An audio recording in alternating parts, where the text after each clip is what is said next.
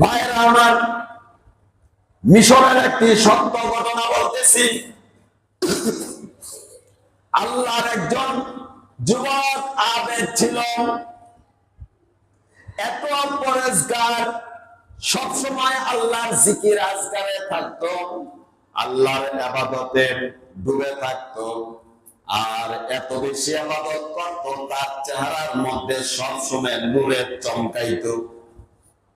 চেহারার মধ্যে কি নূরের চমকাইতো। দেখবেন নামাজি ব্যক্তির চেহারা একরকম, আর বেনামাজির চেহারা আরেক রকম, ঠিক কিনা?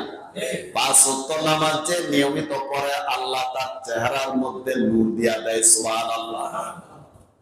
আল্লাহর আবেদ মিশরের একটি মসজিদের মধ্যে মিনারে দাঁড়ায়া পাঁচ ওয়াক্ত সালাতের পূর্বে আযান দিত। কি দিত? আযান দিত।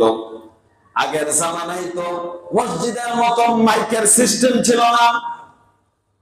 উঁচু মিনারের মধ্যে মানুষ গিয়ে আযান দিত, তার আওয়াজটা চতুর্দিকে ছড়ায়া যাইত। আওয়াজটা কি? চতুর্দিকে ছড়ায়া যাইত। ভাইরা আমার, আল্লাহর আবেদ মসজিদের মিনারে দাঁড়ায়া আযান দিত। একদিন মসজিদের মিনারের উপরে গেছে আযান দেওয়ার জন্য। আযান যখন দিতে গেছে, হঠাৎ করে মসজিদের পাশে একটি বাড়ি ছিল খ্রিস্টানদের কাঁধে। খ্রিস্টান ওই বাড়ির মধ্যে তাকায় দেখে একজন সুন্দরী নারী। ওই নারীকে দেখে সে ওই নারীর সৌন্দর্য দেখে পাগল হয়ে গেছেন। আযান দিয়া তারপর দৌড়াইয়া ওই খ্রিস্টানের বাড়ির ভিতরে ঢুকে গেছে। ঢুকে গিয়ে ওই মেয়েকে ডাক দিয়া বলতেছে, তোমাকে আমার ভালো লাগছে, তোমাকে আমি বিবাহ করতে চাই। ওই মেয়ে তাকে বলেন, তুমি তো মুসলমান, আমার পিতা কোনোদিন এটা মেনে নিবে না। আমার পিতা এটা কোনোদিন কি মেনে নিবে না।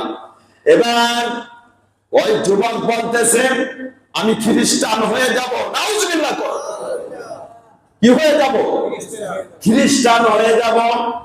এই কথা বলে ওই যুবক খ্রিস্টান হয়ে গেল। তারপর ওই মেয়ের পিতার কাছে প্রস্তাব দিল। এবার ওই মেয়ের বাপ সেই প্রস্তাব গ্রহণ করলো, নিজের ঈমান নিজে শেষ করে দিল। নাউজুবিল্লাহ। তারপর ওই খ্রিস্টান তার মেয়ের সাথে ওই মুসলমান এখন হচ্ছে ন খ্রিস্টান।